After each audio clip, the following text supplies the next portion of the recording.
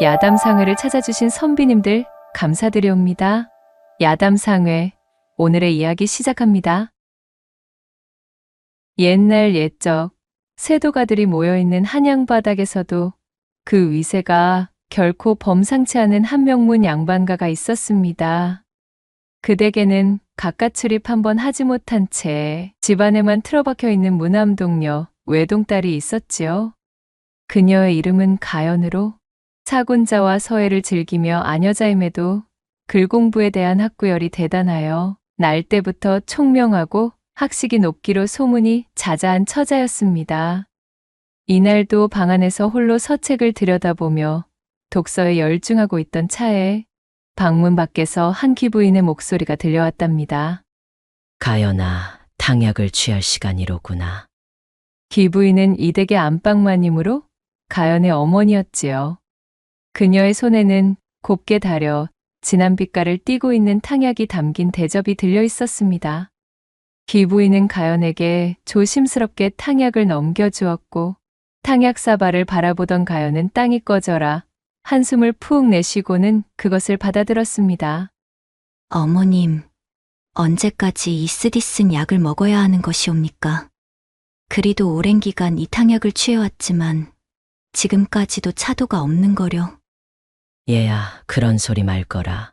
조금이라도 효험을 보이는 기미가 있다 하며 조선 천지에서 그 무엇이라도 구해 너에게 먹이고픈 이 어미의 마음을 알아다오. 어서 쭉 들이키거라. 그랬습니다. 가연은 날 때부터 기력이 허하고 유약한 몸을 가지고 태어났지요. 가만히 있어도 코피가 자주 났던 데다가 어느 부위라도 한번 다치면 회복이 상당히 더디고 고생이 심했습니다. 그 예전 가연이 자신의 병세를 깨닫기 전이었던 어린 시절, 호기심이 동해 산과 들을 뛰어놀다 나뭇가지에 살짝 쓸린 상처로도 그것이 곪고 열병까지 유발하여 죽을 고비를 넘긴 이후로 바깥 출입을 금지당한 채 제 방 안에서만 지내야 했습니다. 또한 곧불과 천식, 기침도 잦았기에 성장하면서 닥친 잔병치레 역시 셀 수조차 없이 많았습니다. 잔뜩 찌푸린 미간으로 탕약을 모두 비운 가연은 귀부인이 내민 약과를 낼름받아 입에 물고는 말했습니다. 참으로 옥사에 갇혀 지내는 기분과도 같아 답답하기가 이루 말할 수가 없습니다. 그렇지 않아도 내 너에게 그것과 관련하여 해줄 말이 있구나. 방금 전 의원이 다녀가 너의 병세에 관한 조언을 해주고 갔단다. 복잡하고 정신없는 이 한양 바닥에서는 내게 어떤 악영향이 끼칠 것인지 그것을 담보할 수 없기에 집안에서만 지내야 했다만 산세가 깊은 아랫고을로 비접하여 거기서 지내게 된다며 너의 병세에도 차도가 있을지 모른다고 말이야. 귀부인은 하나뿐인 여식이 오랜 병환으로 집에만 갇혀 지내는 것이 못내 안쓰러워 터져나오려는 눈물을 참으며 말했습니다. 정말인가요, 어머니? 그럼 그곳으로 비접하게 되면 더 이상 방 안에서만 갇혀 지내지 않아도 괜찮다는 것이지요? 바깥 구경도 마음대로 할 수 있고요? 좋아요. 너무 좋아요. 말만 들어도 참으로 신나지 뭔가요. 당장 짐을 꾸리도록 하겠어요, 어머니. 제 어미의 말에 가연은 어린아이처럼 방방 뛰며 기뻐했습니다. 그런 자신의 딸을 바라보는 귀부인의 표정에는 일순 안쓰러움이 스쳐 지나갔으나 이내 웃음을 띤 채 기뻐하는 딸을 토닥여 주었지요. 어머니의 결정대로 가연은 건강을 회복하기 위해 깊은 산골마을로 비접을 감행하였습니다. 가연을 보필할 하인들과 가사도구들을 잔뜩 실은 일행이 마을에 도착했고 항시 한적하던 마을에 한양에서 당도한 휘황찬란한 인파의 행렬이 들어서자 호기심이 생긴 사람들이 마을 어귀까지 구경을 나왔습니다. 가마 속에서 바깥 풍경을 구경하던 가연은 입을 벌린 채 감탄을 맞이 않았지요. 이곳은 가연의 어머니가 태어나고 자란 산골마을로 예전부터 맑은 공기와 깊고 드넓은 산세 속 영험한 기운이 도사리는 곳으로 유명했습니다. 사람들로 북적거리는 한양 바닥에서 담벼락 너머로 끊임없이 들려오는 말과 소, 인파가 뒤섞인 소음 소리에 익숙하던 가연은 자연을 벗삼은 새소리와 청명한 바람, 숲풀로 우거진 녹음의 향기에 완전히 취하고 말았습니다. 벌써부터 온몸이 건강해지는 기분이야. 어머님의 고향은 정말이지 참으로 근사한 곳이구나. 이곳에서 지내며 내 심약한 병세를 싹 도려내었으면. 앞으로 지내게 될 저택의 당도한 가연은 곧바로 들판을 향해 뛰쳐나왔습니다. 맨발로 풀숲을 밟아보던 가연은 발끝에서 전해져 오는 싱그러움에 깨르륵 웃음을 터뜨리며 소리쳤습니다. 제 방이 세상의 전부인 양 같아만 지내던 가연에게 이 드넓은 자연의 공간은 말 그대로 극락과도 같았답니다. 몹시 들뜬 가연을 걱정한 하인들이 우르르 따라 나서 그녀를 자중시켰지만 발끝부터 폐부 가득히 신선한 공기와 자연으로 짜릿짜릿해진 가연은 기쁨이 가라앉지 않았습니다. 그렇게 산골마을에서 새로운 시작을 하게 된 가연이 점차 이곳의 생활에 익숙해져 갈 때쯤이던 어느 날, 따스한 햇살을 받으며 산책을 나간 가연의 눈에 널쩍한 바위 위에 앉아 조악하게 만든 낚시대를 들이우고 낚시를 하고 있는 한 사내가 들어오게 되었습니다. 그간 집안에서만 갇혀 지내던 가연은 이토록이나 가까운 거리에서 제 또래의 사내를 바라보는 것이 생전 처음이었지요. 호기심이 동한 가연은 잔뜩 두근거리는 심장을 가다듬고 사내의 곁으로 다가섰습니다. 졸고 있는 것인지 물가 표면에 비친 윤슬을 내려다보고 있는 것인지 구분할 수 없을 정도로 평온한 표정을 하고 있던 사내는 가연의 인기척에 뒤를 돌아보았습니다. 오라, 니신가 하였더니 일전 한양서 당도하신 낭자 아니시오. 그래, 날이 좋아 산보라도 나오셨는가 보지요. 자신을 알아보며 반가워하는 사내의 목소리에 가연의 두 뺨이 금세 복숭아빛이 되었습니다. 그녀는 잔뜩 긴장된 목소리로 더듬거리며 답했지요. 나 남녀가 유별하거늘. 어찌 이리 가볍게 말을 건네시는지요. 붉게 상기된 얼굴로 몸을 베베꼬며 말하는 가연을 힐끗 바라본 사내가 너털웃음을 터뜨리고는 말했습니다. 남녀가 유별하다고는 하나 낭자의 미색이 하도 뛰어나기에 내 도저히 가볍게 말을 건네지 아니할 수가 없질 않았겠소. 탓하려거든 그대의 아름다움을 탓하시지요. 사내는 농을 건네며 껄껄 웃었고 가연의 얼굴은 그야말로 익은 홍시가 되어 마치 붉은색 물감이 뚝뚝 떨어질 지경으로 새빨갛게 달아올라 있었습니다. 그렇게 가연은 사내의 권유로 그 옆에 다소곳이 앉아 유유자적 낚시를 즐기고 있던 사내와 이런저런 이야기를 나누었습니다. 사내는 자신의 이름이 경천이며 자신 또한 과거 공부를 위하여 평안도에서 이곳까지 당도에 지내고 있다 설명해 주었지요. 경천은 매우 호탕한 성격의 짓궂은 소리가 입버릇이었지만 예의가 바르고 세심하였기에 금세 가연의 마음을 사로잡았습니다. 저희 경우는 타고난 몸이 유약하여 병세에 차도가 있을까 싶어 이곳까지 비접을 온 것입니다. 이런, 그랬구려. 그것 참 안 되었소이다. 괜찮사옵니다. 저는 이곳이 너무 마음에 들기에 오히려 즐겁기까지 한 거려. 웃고 떠들기만 했던 내가 괜시리 미안해지는구려. 내 가연낭자보다 조금 일찍 이곳을 경험해본 바 병세를 호전시킬 비접지로는 여기만한 곳을 찾기 어려울 정도로 근사한 곳이오. 지내시는 동안 반드시 차도가 보이실 겁니다. 자신을 위로해주며 시원한 웃음을 보이는 경천에게 세상 물정 하나 모르는 순백의 상태였던 이 순진무구한 가연은 좁디 좁은 제 방이 오직 자신의 우주였던 상태에서 처음으로 벗어나 경천이라는 사내에게 피어나는 깊은 호감의 바다에 그만 풍덩 빠져버리고 말았습니다. 그날 이후로 가연은 고삐 풀린 망아지가 되어 틈만 나면 경천과 만나 여기저기를 어울려 다녔습니다. 한양에서라면 지긋지긋한 사대부의 규율과 예절 교육에 아녀자의 신분으로 성치도 않은 몸을 간수하고 몸가짐을 단정히 하라며 듣기 싫은 잔소리를 늘어놓는 식구들 뿐이었겠지만 이곳은 그야말로 가연에게 자유의 상징 같은 곳이었지요. 경천은 가연의 답답한 소가리를 훤히 들여다보듯 가슴 속에 가려운 곳만 쏙쏙 찾아내 긁어주는 쾌청한 남자였습니다. 예의를 잃지 않았고 늘 가연의 이야기에 귀를 기울였으며 또한 진심을 다하여 그녀의 병세와 다친 마음을 걱정해 주었지요. 가연은 경천과 대화를 나누고 있노라면 이다지도 자신과 합이 맞는 사내가 달리 존재할 수 있을까 싶은 마음에 조선 천지에 그와 같은 사람은 없을 것이라는 생각이 가득 차는 것이었습니다. 가연낭자, 오늘은 산으로 올라가 가연낭자의 병세에 효험이 있는 이런저런 약초들을 찾으러 가볼까 하는데 어떠시오? 함께 하시겠소? 그럼요. 물론입니다, 선비님. 우리 어서 가보아요. 어느 날 아침 경천이 가연을 찾아와 약초 채집 동행을 제안했고 안 그래도 경천의 얼굴을 볼 구실이 없나 고민하던 가연은 흔쾌히 그 제안을 수락하게 되었지요.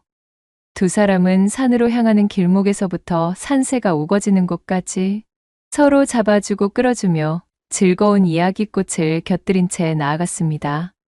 그렇게 경천이 점찍어둔 목적지에 다다른 두 사람은 이런저런 약초를 찾는 것에 몰두하기 시작했습니다.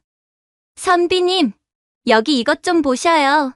세상에, 흰 꽃이 너무 예쁘게도 피었어요.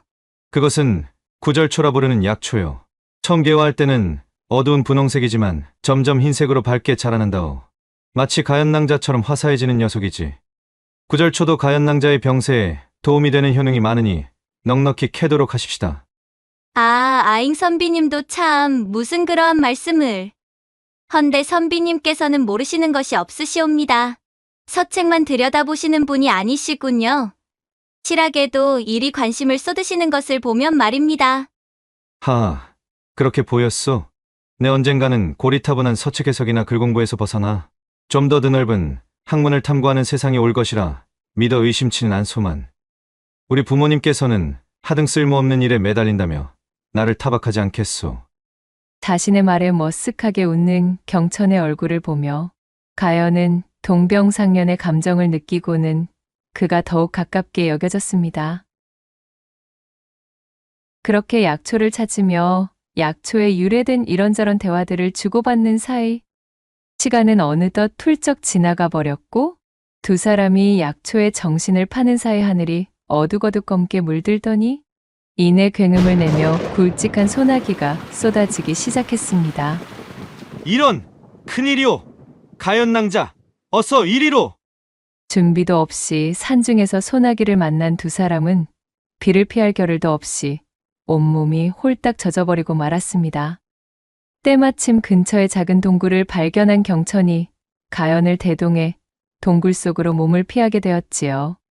아니, 낭자! 온통 젖어버리지 않았소이까? 이거 참으로 큰일이오! 잠시만 기다려주시오! 내 당장 물을 피우리다! 온몸이 젖어 비단옷이 몸에 달라붙은 가연이 추위에 오들오들 몸을 떨고 있자 경천은 깜짝 놀라 황급히 쌈지 안에서 부싯돌을 꺼냈습니다.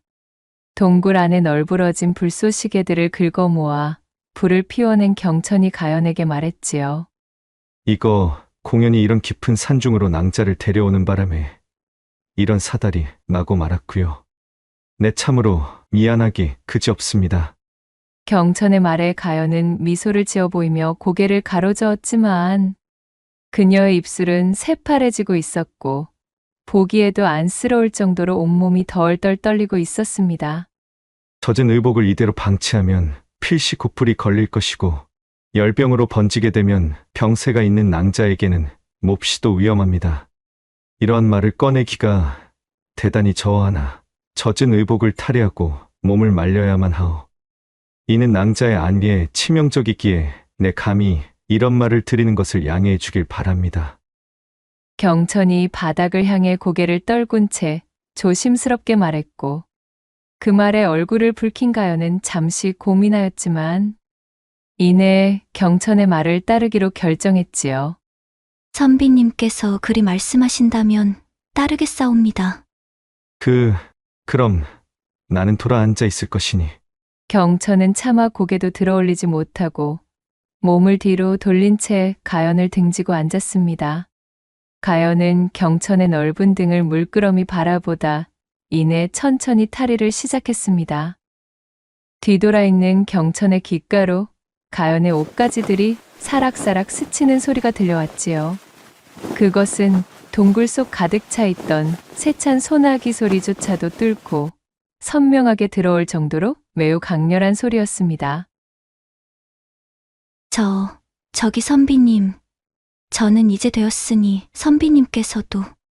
그러다 선비님도 곧불에 걸리시면 큰일입니다. 알겠소이다. 가연의 말을 들은 경천도 등을 돌린 채 허둥지둥 탈의를 하였고 두 사람은 모닥불을 가운데에 두고 서로 등진 상태로 얼굴을 붉힌 채 헛기침으로 서로의 무안함을 드러낼 뿐이었습니다. 바깥은 요란한 소나기로 혼탁하기만 한데 동굴 속은 타닥타닥 모닥불이 타들어가는 소리와 함께 마치 시간이 멈춘 듯 고요하고 조용하니 너무도 이상한 일이었지요. 드넓은 조선에 단 두 사람만이 존재하는 것 같았습니다. 그때 경천의 귀에 가연이 닥쳐온 추위에 힘겨워하며 이를 부딪히는 기색이 들렸습니다. 낭자, 괜찮으십니까? 이거 참으로 큰일인데, 아직 소나기가 한참이라 이대로는 하산할 수도 없는 일인데. 이쯤은 괜찮습니다. 그보다도 선비님, 정령 사람이 체온을 잃게 되면 깊은 병세에 빠져 위험할 수도 있는 일인지요. 등 뒤로 들려오는 가연의 물음에 사색이 된 경천이 허둥지둥 답했습니다. 물론입니다. 더군다나 지금 낭자의 병기로는 치명적일 수가 있는데, 이거 참으로 내 생각이 너무도 짧았습니다. 어찌하여 천기가 좋지 않아 비가 내릴 수도 있음을 미리 알아차리지 못하였는지. 자책하실 필요 없사옵니다. 천기는 그야말로 천기, 하늘의 뜻이거늘 어찌 사람이 대비할 수가 있겠나이까. 정이 그리 마음을 쓰셔야만 하겠다면. 그 말을 끝으로 잠시 가연의 숨을 고르는 소리가 들리는 듯 싶더니 이내 경천의 등으로 따스하면서도 서늘한 체온과 머리카락이 닿는 느낌이 들었지요. 낭자! 아니 이것이 무슨... 선비님께서 지니신 체온을 제게 나누어 주시면 되질 않겠습니까? 그리하면 서로가 체온을 잃을 일이 없으니 안심이고 말입니다. 아니, 되겠습니까? 가냘프게 떨리고 있었지만 가연의 목소리는 그 어느 때보다도 촉촉한 습기를 머금고 있었습니다. 낭자. 등으로 전해져 오는 부드러운 감촉에 경천의 심장이 폭발할 듯 쿵쾅거렸지요. 그것은 가연 역시도 매한가지였습니다. 두 사람의 심장 고동 소리가 동굴 안을 가득 채워 무너져 내릴 듯 요동을 쳤습니다. 공간을 채운 훈훈한 열기는 비단 모닥불 때문만은 아니었어요. 두 사람은 이내 누가 먼저라고 할 것도 없이 격렬하게 타오르는 춘심에 몸을 내던졌습니다. 동굴 밖에서 세찬 소나기와 검게 물든 하늘이 선사하는 뇌성병력조차 동굴 안에서 벌어지는 운우지정에는 비할 바가 아니었답니다. 가연은 그간 경천에게 품어오던 마음을 여실히 드러낼 수 있는 기회가 되었고 경천 역시 가연과 함께하며 애써 막아오던 연정의 둑이 흘러넘치는 장이 되었습니다. 그렇게 두 사람은 깊은 사랑을 나누며 체온을 유지할 수가 있었지요. 선비님, 처음 선비님을 배웠을 때부터 소녀는 어쩐지 훗날 일이 될 것만 같다는 생각이 들었사옵니다. 참으로 선비님을 만날 수 있어서 얼마나 다행인지 모르옵니다. 내가 할 말을 낭자가 먼저 하시는구려. 나 역시 이 고을로 내려와 지내게 된 것을 천지신명께 감사하는 것으로 하루를 시작한다오. 낭자 덕분에 내 인생이 더욱 값진 것이 되었소. 두 사람은 서로의 손을 맞잡고 입술을 나누었고 이 특별한 경험을 양분 삼아 두 사람의 연심은 활화산처럼 타오르게 되었습니다. 이것은 가연에게는 엄청난 사건이었으며 지대하게 큰 영향을 미쳐 마음속에 경천에 대한 사랑의 감정이 뿌리 박히게 되는 계기가 되었지요. 한참 뒤 소나기가 멎어 하늘은 금세 맑게 개었고 경천은 서둘러 가연을 보필하여 산을 내려와 그녀를 집까지 바래다 주었습니다. 비를 맞게 되었으니 촉히 몸을 보필하고 곧불이 걸리지 않도록 몸을 따뜻하게 유지하셔야 합니다. 네, 아직까지도 낭자에 대한 걱정이 멎지를 않습니다. 걱정하지 마셔요, 선비님. 오늘 선비님께서 저를 따뜻하게 품어주셨으니 한낱 곧불 따위가 제게 찾아올 일은 없을 것이옵니다. 저는 아직도 선비님의 온기가 제게 남아있는 기분인걸요. 이런 충만한 기분은 난생 처음이라 오히려 온몸이 뜰듯이 끌어넘치는 느낌이옵니다. 가연은 양보를 홍조로 가득 물들이면서도 화사하게 웃으며 대답했고 그 얼굴을 본 경천도 몹시 애틋하여 그녀를 따뜻하게 안아주었지요. 그렇게 아쉬움을 뒤로한 채 설레는 마음을 간직하고 집으로 돌아간 가연은 그날 밤 자신의 말대로 온몸이 펄펄 끓는 열병을 경험하게 될 줄은 몰랐습니다. 이 일을 어쩌면 좋단 말인가? 아이가 이 지경이 될 동안 보필하는 하인들은 대체 무엇 했다는 것이야? 그날 이후로 가연에게 약한 곧불 기운이 찾아오더니 이내 온몸이 불덩이가 되어 식은땀을 뻘뻘 흘리며 자리에 드러눕게 되었습니다. 소나기를 맞고 체온이 떨어져 사시나무 떨듯 몸을 떤 것이 원인이 되어 지독한 열병이 가연을 덮친 것이지요. 연통을 받고 황급히 내려온 가연의 어미는 자리에 누운 딸의 병세에 걱정이 이만저만이 아니었습니다. 얼마 전까지만 하더라도 나날이 상태가 좋아지고 있다기에 내 참으로 기뻐했거늘. 어찌 이러한 일이? 이대로는 도저히 아니 되겠다. 내 당장 한양으로 연희를 데려가 그곳에서 치료받을 수 있도록 해야 하겠구나. 혼수 상태로 끙끙거리는 딸을 내려다보던 어미는 결국 그녀를 한양의 유명의원에게 데려가 치료하기로 결정했습니다. 그동안 이곳에서 가연의 병세가 나날이 호전되며 무엇보다도 얼굴에 확연한 생기를 머금은 채 밝아졌다는 소식을 들어왔기에 비접을 결정한 것에 크게 안심하고 있던 어미였습니다. 허나 이렇듯 하루아침에 원인 모를 열병을 얻어 사경을 헤매는 딸을 보고 있으니 더는 이곳에서 시간을 허비할 수 없다는 생각이 든 것이지요. 그리하여 일각의 지체도 없이 가연은 한양으로 이송되게 되었습니다. 경천에게 자세한 소식 한 통 전달할 새도 없이 이루어진 일이었지요. 경천과 정연을 약속하고 만남을 지속해오던 것은 가연을 제외하면 그 누구도 알지 못하는 사실이었기에 어쩔 수가 없었던 것입니다. 그렇게 가연이 호련히 한양으로 떠나버린 후 텅텅 비어버린 가연의 별장대문 앞에 선 경천은 크게 한숨을 내쉬었습니다.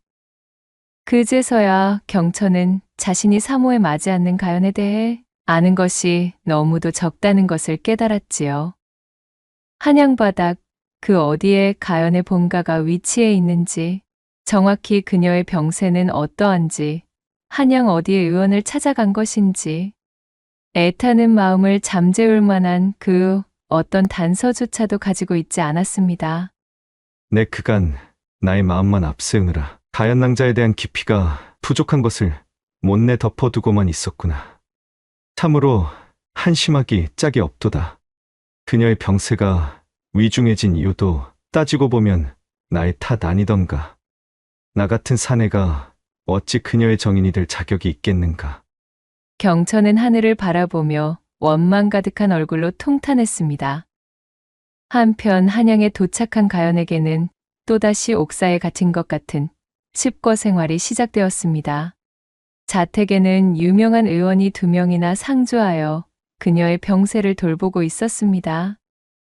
천만다행으로 의원들의 눈부신 활약 덕분에 위험한 열병의 고비는 넘기고 펄펄 끓던 열은 잡았지만 산골 마을에 두고 온 경천에 대한 그리움으로 새롭게 생긴 상사병은 기존의 병세와는 확연히 다른 무서운 속도로 가연을 집어삼킨 터였습니다. 자세한 영문을 알리 없었던 의원들도 도무지 손을 쓸 방도가 없었지요. 치료를 받으면서도 경천에 대한 생각으로 가연의 머릿속은 온통 혼탁해져 있었습니다. 눈만 감으면 경천의 얼굴이 떠오르고 그의 목소리와 그의 손길이 너무도 사무치는 것이었습니다. 날이 갈수록 가연의 입술은 메말라가고 덩달아 떨어진 식욕으로 눈에 띄게 야위어만 같지요. 온종일 멍한 표정으로 창밖의 하늘만 응시하고 있는 딸의 상태에 집안의 걱정도 이루 말할 수가 없었습니다. 비접을 보냈던 당시 그리도 활발하고 쾌활하게 웃던 그녀였거늘 지금은 같은 사람이라고 여기기 힘들 정도로 물이 부족하여 고사한 화초처럼 시들어 버렸으니까요. 선비님은 지금 무얼 하고 계실까? 내 생각을 하고 있을까? 선비님께 한양바닥 어디에 내가 기거하고 있는지 전하지도 못하였는데 다시 한번 선비님의 목소리를 들을 수만 있다면 더는 원이 없겠구나. 자신을 과잉보호하는 어머니에게 경천의 존재를 알리기라도 했다간 경을 치기 십상이었습니다. 누구에게도 말할 수 없어 끙끙 소가리만 하고 있던 가연의 병세는 도무지 호전될 수가 없었습니다. 내 이대로 좌시할 수는 없는 노릇이다. 도무지 가연 낭자의 안위가 걱정되어 이대로 있을 수가 없구나. 눈에 들어오지도 않던 서책을 집어던지며 경천이 소리쳤습니다. 가연이 한양으로 향한 지 벌써 달포가 지난 시기였지요. 그녀에 대한 그리움으로 뒤죽박죽이기만 한데 지금 이 순간에 과거 공부 따위가 손에 잡힐 리가 없었습니다. 경천은 결심했다는 듯 그리고 더는 미룰 수 없다는 듯 결의에 찬 눈으로 자리를 박차고 그년이 일어섰습니다. 당장 한양으로 향해야겠도다. 내 그곳에서 쓰러지는 한이 있더라도 가연 낭자에 대한 소식을 내 눈과 귀로 직접 듣지 않고서는 심히 마음이 쓰여 아니 되겠구나. 그는 짐을 꾸려 빠르게 개나리 보찜을 싸맨 뒤 집에 남아있는 집신을 몽땅 끌어모아 보찜 안에 쑤셔 넣었습니다. 얼마 되지 않는 노자를 품에 갈무리한 경천은 그 길로 집을 나서 한양행으로 발걸음을 옮겼지요.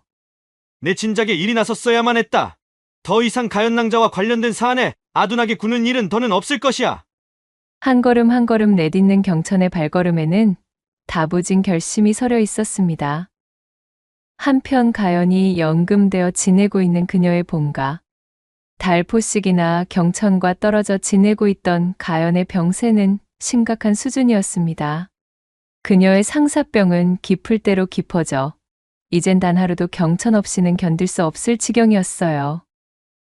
휑하게 수척해진 그녀의 안색에 가연의 어미는 근심을 내려놓을 수 없었고 결국 가연을 끝없이 추궁하고 채근하여 그녀의 마음에 생긴 병이 어디에 기인했는지를 알아내려 하였지요.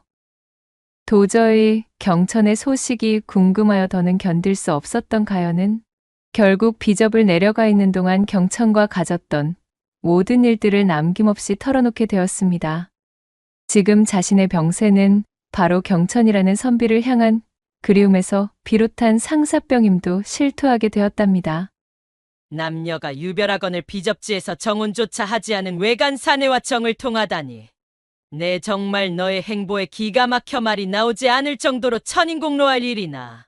지금은 너의 병세를 호전시키는 것만이 나의 숙명이니 꾸지람은 내 나중으로 미루도록 하마. 가연의 어미는 깊은 한숨을 내쉬며 못마땅하다는 투로 가연을 나무랐습니다. 허나 자신의 여식을 살리는 것이 급선무였기에 그녀는 하인들을 호출한 뒤 경천의 소식을 수소문하라 이르고 하루속히 그의 행방을 알아내라 명하였지요. 하명받은 하인들이 서둘러 비접지로 내려가 경천의 소재 파악에 나섰지만 그는 이미 가연을 찾기 위해 한양으로 출발한 지 오래였습니다. 고을 사람들에게 물어물어 그의 거처로 찾아가 보았으나 이미 떠난 지 오래인 흔적만 남아 있었지요. 하인들은 난처했으나 이렇다 할 성과 없이 빈손으로 돌아올 수밖에 없었습니다. 그러나 사실 경천은 이미 한양에 입성해 있던 상태였습니다. 가연과 그의 어미가 자신을 찾고 있을 것이란 사실은 꿈에도 모른 채 한양의 저작거리 여기저기를 들쑤시고 있던 중이었어요. 혹여나 가연이라는 이름의 낭자를 아시는 분 없소이까? 내 한시가 급하여 이리 부탁하는 것이니 내 이야기를 좀 들어주시오. 이런 경우 없는 양반을 보았나? 아니 이보시오. 이 드넓은 한양 바닥에서 달랑 이름 하나 가지고 대관절 어찌 사람을 찾는단 말씀이슈? 웬 논팽이랑 눈 맞아서 야반도주한 우리 빌어먹을 여편네 행적을 찾는 게 더 빠르겠수다. 성과라고는 찾을 수 없었지만 경천은 필사적이었습니다. 그는 한양에 당도한 후 여독을 풀 여유도 두지 않은 채 가연을 찾는 일에 몰두하고 있었어요. 무작정 저작거리와 번화가를 돌아다니며 가연이나 그녀의 집에 대한 단서를 얻는 것이 그가 할 수 있는 전부였지만 그는 노력을 게을리하지 않았습니다. 그저 가연 낭자의 꽁문이나 쫓아다닐 시간에 조금이라도 낭자의 주변에 대한 이야기에 귀를 기울일 것을 그랬구나. 한양바닥에서 김서방 찾기나 다름이 없음이니 이거야 원. 준비해온 노자는 진작에 다 떨어졌고 기거하고 있던 주막에서도 숙박대를 내지 못해 쫓겨날 처지에 놓인 것을 통사정으로 겨우겨우 버티고 있는 실정이었지만 그는 가연을 찾는 일을 멈출 수가 없었지요. 자신이 고향 평안도에 연통을 넣어 한양의 체류비를 손벌릴 형편도 되지 않았습니다. 자신의 과거 시험 준비 뒷바라지만도 빠듯한 무늬뿐인 양반 가문이었으니까요. 제대로 먹지도 못하고 잠도 자지 못해 근사한 사내였던 경천의 몰골은 마치 거짓골의 불황자 마냥 초췌해지고 말았습니다. 그렇게 한양바닥 한쪽에서 경천이 가연을 찾아 헤매이고 있을 때 하인들에게서 경천의 행방을 찾을 수 없다는 소식을 전해 들은 가연은 하늘이 무너지는 것만 같았습니다. 자신이 열병으로 알아누워 의식을 잃었던 사이 경천에게 이런 방구 말도 전하지 못한 채 비접지를 벗어난 것이 너무도 원망스러웠지요.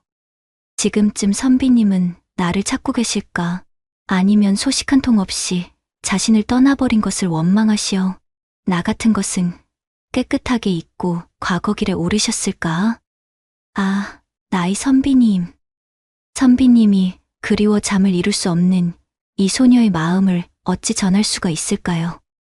의원들의 성심성의를 다한 간호로 체력은 많이 회복한 상태였지만 그리운 이를 보지 못하는 마음의 병이 깊었던 가연은 이대로 도저히 집안에 갇혀 지내고 있을 수만은 없었습니다. 이렇게 허송세월을 보내며 경천에 대한 소식 한 줄 들을 길도 없이 시간만 축 내고 있다면 자신은 살아도 살아있는 것이 아니라는 생각이 들었지요. 이 한 목숨 어찌 되는 일이 있다 하여도 길이 한양에서 선비님의 행방조차 모른 채 두 눈만 껌벅이고 있을 수만은 없구나. 굳은 결심을 세운 가연은 어미 모르게 몰래 모아둔 폐물 상자를 열어 값이 나갈 만한 것들을 모조리 챙겨 보따리를 꾸렸습니다. 극성맞고 과보 일색인 자신의 어미에게 반하는 일을 해야만 하는 상황이 생길 것을 대비해 요긴하게 사용하기 위하여 틈틈이 모아둔 것들이었지요. 그날 밤 삼경이 다가올 무렵 가연은 지키고 섰던 하인들이 조는 틈을 타 살금살금 자신의 방을 빠져나와 월담을 감행했습니다. 어디서 그런 기운이 솟았는지 야윈 몸이 더없이 가볍기만 하였지요. 선비님을 찾아 나설 생각을 하니 온몸에서 기운이 샘솟는구나. 어머님, 부디 제 걱정일랑 말아주셔요. 저는 이 집안에 갇혀있는 것이 오히려 죽을 만큼 고통스럽습니다. 저는 반드시 선비님을 찾아 제 운명을 바꾸어 보겠어요. 가연은 보따리를 소중히 품에 안은 채 그렇게 삼경의 어둠 속으로 달아나 버렸습니다. 시간이 얼마나 지났을까요? 경천은 자신이 한양에서 생활한 지 벌써 얼마나 시간이 지났는지 세는 것을 잊어버렸습니다. 지내던 주막에서는 진작에 쫓겨났고 잦은 노숙과 길거리 생활, 그걸로 겨우 연명한 덕분으로 허름한 행색이 말이 아니었지요. 그럼에도 그는 아직도 가연을 찾을 수 있는 실마리를 얻는 일이라면 눈에 불을 켜고 쫓아다녔습니다. 자신이 이토록이나 고생하는 이유는 바로 가연에 대한 깊은 관심을 기울이지 않은 자신의 경솔함에서 비롯된 것이니 고생길이 열려도 싸다 여기고 있었지요. 그는 넓디 넓은 한양의 저작거리를 구획별로 나누어 뒤지고 있던 터였습니다. 막무가내로 찾는 것보다 그것이 효율적이라 여겼기 때문이었어요. 오늘은 남문 바깥 구역을 탐문해 보도록 해야 하겠구나. 하루 종일 아무것도 먹지 못하였더니 기운이 없는 것이 앞으로 얼마나 더 이 생활을 지속할 수 있을지 알 수 없는 노릇이로군. 그는 줄임배를 움켜쥐며 천천히 걸음을 옮겼습니다. 그러다 문득 스쳐 지나가는 주막 안에서 탁배기를 나누는 몇 명의 사내들이 나누는 이야기를 흘려듣게 되었지요. 자네 그 이야기 들어보았는가? 저 아래쪽 저작거리 뒤편에 그 외 노비들을 거래하고 관청에 입안받는 업무를 대신해주는 사관이 하나 있질 않은가? 아, 그렇지. 이따마다 노비 거래 공증을 받아다 주는 곳 아니던가. 그래, 거기 말이여. 거기에 얼마 전부터 웬 젊은 양반댁 처자가 한 명 기웃대기 시작했는데, 아니 글쎄 이 처자가 하루가 멀다 하고 거기 나타나서는 웬 남정네 하나를 찾아달라고 아주 관내를 휘젓고 난리가 아니었다는구먼. 연고도 없는 자가 한양바닥에서 오래 떠돌아다니면 필시 그 사관을 거치게 될 것이라면서 말이야. 오이, 눈이라도 맞은 사내인가? 양반대교식이 어쩌자고 그런 험한 곳까지 가서 남정네의 안부를 묻는 것이요. 거기는 신분이 탄탄한 사람들도 잘못 엮이면 졸지에 노비나긴이 찍혀 쥐도 새도 모르는 곳으로 팔려가는 것이 일상인 곳인디 말이요. 아, 그러게나 말일세. 광증이 걸린 여인네 마냥 난동을 피우는 바람에 동원해서 나졸들이 나섰다는데 호련히 자취를 감췄다고 하지를 않는가. 목격한 자들에 의하면 분명 오랜 노숙 생활로 꾀죄죄한 처자였지만은 그 행색은 필시 양반집 여식 행색이라 그것이 참 신통한 일이 아닐 수가 없었다는구먼. 게다가 그 여식이 그 사내를 찾아주는 대가로 주겠다면서 품에서 내민 폐물이 아주 어마어마하게 값이 나가는 것이었다질 않은가. 그 소문을 들은 근방 왈패들이 그 여인을 찾아 싸그리 털어먹겠다며 아주 난리도 아니라네. 허참, 별일이 다 있구만. 그런 곳에서 폐물을 가지고 다니는 것을 동네방네 떠벌리고 다니다니 말이여. 이 험한 한양바닥에서 그리 똥오줌도 가리지 못하다니 아무리 곱게 자란 양반 내여식이라고 한들 세상 물정에 까막눈이어도 그리어두우면 험한 꼴 당하기 십상이지. 사내들의 담소를 어깨 너머 유심히 엿듣고 있었던 경천은 이상하게도 그냥 흘려버릴 수가 없었습니다. 자신의 오감이 이것에 대해 집중하라 말하는 듯한 기분이었지요. 그간의 고생길이 끝날 것만 같은 알 수 없는 희망마저 고개를 드는 느낌이었습니다. 아무래도 아니 되겠다. 내 이 두 눈과 두 귀로 확인하기 전에는 포기할 수가 없구나. 그 사관으로 찾아가 보아야겠도다. 구독과 좋아요, 댓글로 야담상회를 응원해 주셔요. 늘 잊지 않고 야담상회를 찾아주시는 선비님들, 시청해 주셔서 참으로 감사합니다.